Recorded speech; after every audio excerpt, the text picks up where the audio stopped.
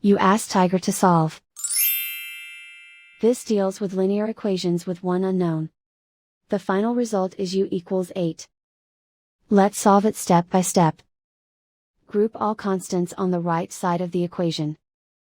Add 40 to both sides. Simplify the arithmetic.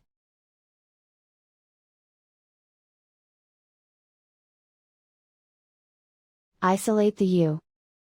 Divide both sides by 5. Simplify the fraction. Find the greatest common factor of the numerator and denominator. Factor out and cancel the greatest common factor. And so the final result is u equals 8.